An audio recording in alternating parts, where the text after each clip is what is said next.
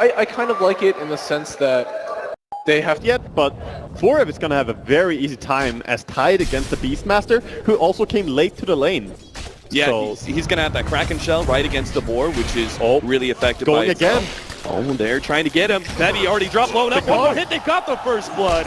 Team Liquid finally punish MVP Phoenix for that dual aggro just in time before able to get the most out of the laning phase. Is going to slow this hero down quite a bit. Oh, they're actually fighting on top rune. Oh, wow. QO, he's going to be able to get the chain. Spada's going to be able to come in, hits the sun. No, actually, Silence comes down. Mind control dropping lower and lower. QO trying to catch up, gets a little bit more burn damage, and they kill him in the end. The breathe fire a bit too late, and QO thinking about turning around as he starts bottling it up. Tubu needs some help. They actually manage to right-click him down. Crow's going to help out a little bit more, get some more damage onto QO, but the chain. So close to the Dragon Tail as well on the Ember there. That could have been a kill along with AA. You're okay with that even against the Ancient Apparition? You think Mech is just too favorable? It's still a great item. You just cannot use it at clutch time. Kuro, speaking of Ice Blast, the Ancient Apparition's going to be in serious trouble as he ends up running headlong into Febby, who slows him down long enough for MP, who guaranteed teamfight loss. Liquid, though, making the correct read with the rotation of Matumba Man as well as Mind Control rather early up to the top lane. They're going to try and trade 1-for-1. Yeah, Liquid need at least one of their support ulti. Oh, man, QO gets taken out so quickly. The Haste Rune on Dragon Knight, just going in for a tower as well, so the armlet on Dragon Knight, then they can really initiate on Ember and burst them off so quickly.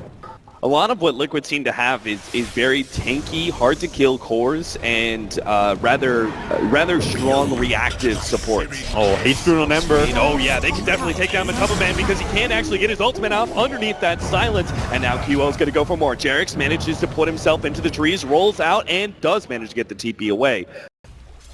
They can still bully another tower. But I think the issue is the Beastmaster on top lane. He's going on Ember. A roar, Necronomicon, a very early one at that, and QO jumps away and barely manages to survive, it seems. He's gonna be fine. Won't take him out. Gonna be fine, but has to back off. Now mid, Matumba Man has already jumped in. They're gonna look at, they get off the Ravage, that's on 2. Matumba Man, though, managed to get off the enrage, and his tanky is all hell. He's soaking up a lot of this damage, and they still haven't managed to finish him off. Meanwhile, the kick comes through, hits on 3, Flame Breath goes through, they still can't finish off Matumba Man. Meanwhile, the Earth Spirit ultimate is doing so much damage over time. MP is probably gonna take out and can't get the infest in time. A roll forward, Duba gonna be the target, manages to get off his ultimate, stall things up, they get the dust, though, jumps away to the Tidehunter, manages to evade potentially as the kick comes through. Another jump, not going to be able to make it out. The Ice Blast over the top. Dubu dodges it. The dust is going to wear out. Dude, one more second. No, can't make it out. Double kill for Derek. QO, he gets the roll in. Girl's going to be the target. Manages to pick him up, but he's going to be slowed down. Jumps over just in time before the Cold Take can proc. QO now has to run himself away. His Fada is too much to handle, but look at top lane. A tier 2 already down. Tier 3 being threatened by a Beastmaster at 13.5 minutes. That's a lot of stuff happening really early in this game. Both done. They have the ultis available. Dragon Form is coming up as well. And this is the Roshan we were talking about. Liquid, if they manage to get a successful gank here, they can immediately go to Roshan. Pick up Silence! Primal Roar doesn't stand a chance, and MVP now going to have to play this one 4 versus 5 if they look to contest Roshan. They're going to make it so fast along with Ursa. Yeah, I don't think there's any way MVP Phoenix can contest, but you know MVP, they're always going to look for an opening. Yeah, but just this 10 time, seconds on the Ravage. It's too late. Yeah. Just marginally. Oh, Silence now picked. The ball up there is going to be there from Spotted. They have the Ice Blast as well. QO might get popped. No! 2 seconds. Managed to make the jump away for Rev. He has the Ravage. MVP going to start grouping back up together, but this time around there's the Aegis on Matumba Man. I don't think they want to take this one. Matumba Man's going to put himself on the front lines here, daring Liquid to try and ravage him while he has an extra life. He still has the enrage. Actually now smoked up. Rev now challenging the rest of Liquid while they are going to be able to take away that first life for Rev.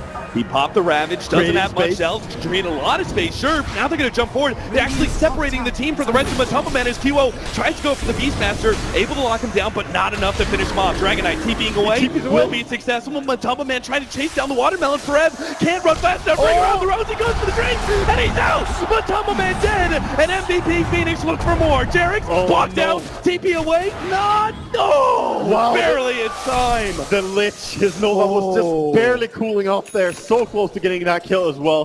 One of these aggressive wards from MVP. Maybe kill him. Maybe Matumba Man. They're gonna try. Get the right kind of smoke follow-up.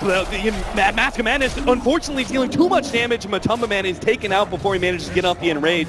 Two the of them. sails of Liquid. They can do it very easily, and they have the Hawk for vision. Set down a ward as well, just for this kill. All they need is a primal run. They got the silence. QO, no mana and no way to run away from this one. Great pickoff from Liquid. Catch someone from Liquid on their way back You out. also see Kuro, he draws on the minimap just saying, hey, they're probably coming up this way, you better get out, and he was on point with the prediction there. Yeah, they're doing full wrap around. They're looking into the trees. They're going to see mind control, actually. Body blocking him up. There goes the Gush, and they will be able to get this kill.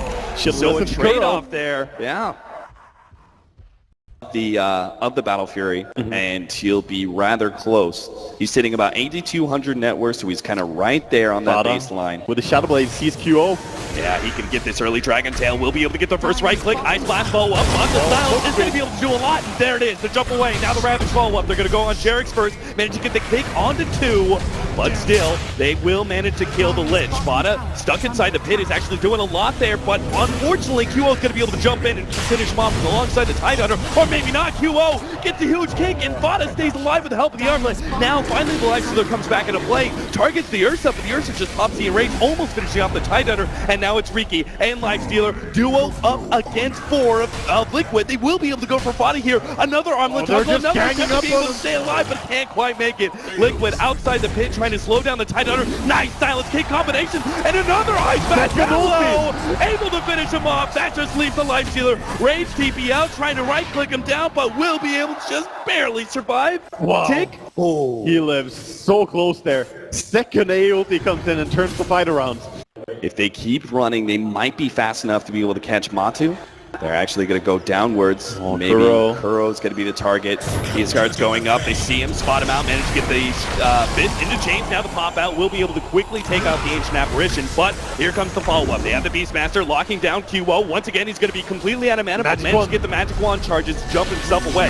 Now Matu challenges for Red. Turn around with the Chain Frost as well as the Gush. Slowing him down. That's just going to keep going around. Ravage. Now they're going to be able to go on to Jerix as well. Tries to go for the roll. Can't quite block him. Way to put himself in a corner and roll on out, but still a big win for MVP Phoenix this Bevy. See Smoke trying to go up and find Liquid as we see them in the enemy jungle here. Yeah, they absolutely know that Liquid's inside of their own jungle. They've cleared through enough of the map. MVP drawing a nice line. If they go along this, could be great for them. Yeah, this Ravage initiation could be big. He's going to be able to see the Ancient Apparition. Man, Ravage! The follow-up smoke screen as well as controlling so much of Liquid, and they're already picking up 3. But Tumbaman, he needs to be able to get out of here, but he's probably going to get controlled up, and this is the Aegis as well. He could probably just die twice as a big bash comes out from the Lifestealer. But Tumbaman, you ain't going nowhere. Let's see if he can manage to get the blink out. Not in time. 4 for nothing there. Perfect by MVP. Has the gem for Team Liquid. I like how Liquid have 5 wards down right now. They're actually just stockpiled up and put down a ton of wards.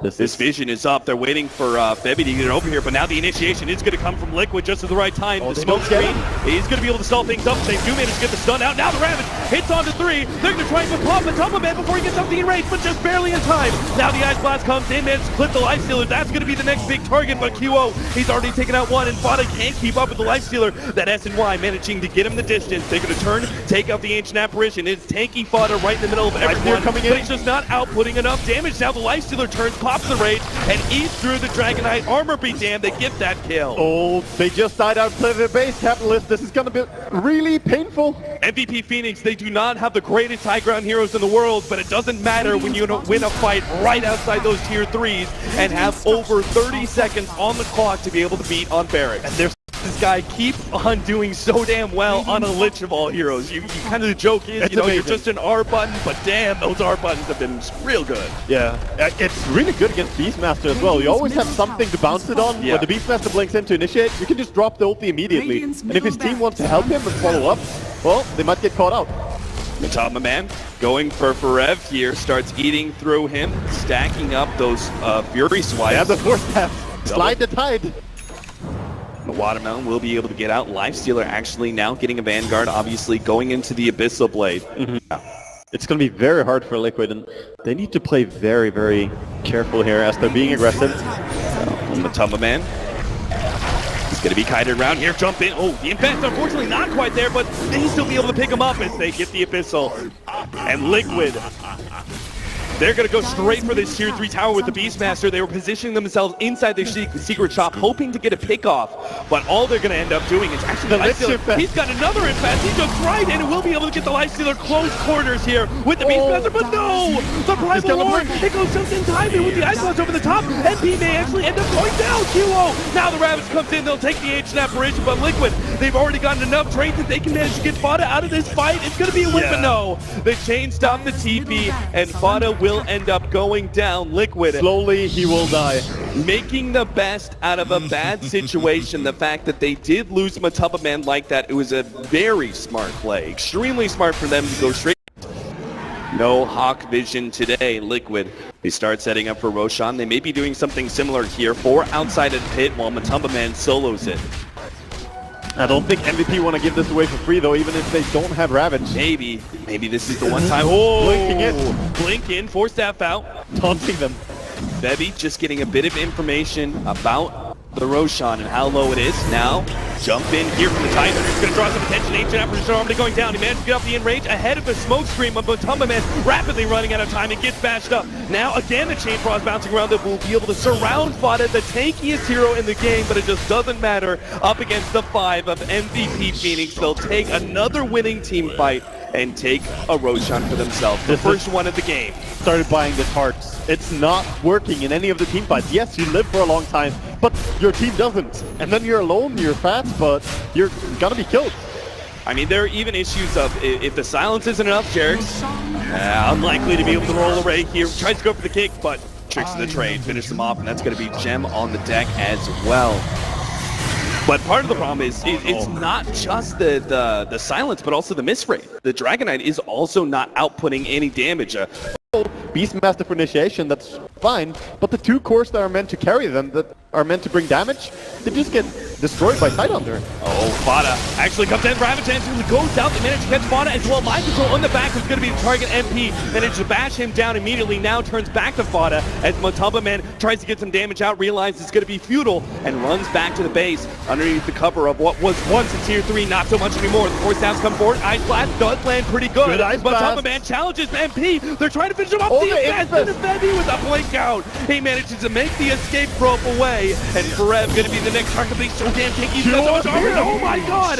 That Sleight of Fist did so much damage. Already taken out one, and Fada, again, surrounded by so many heroes, time after time. The heart just doesn't mean a damn if you're left by yourself. Buybacks start coming through for Team Liquid, but they don't mean much. And QO, he's not stalling up one bit. The rollout Lich. Oh, Jerix on 22. Oh my god!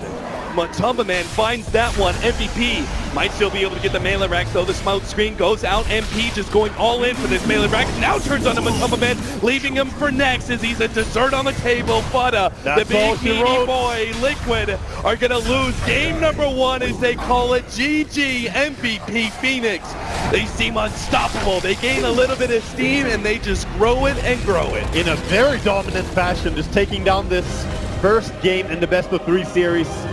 And Liquid, they say they were confident going into MVP. MVP have played so well against EG. They won in 17 minutes.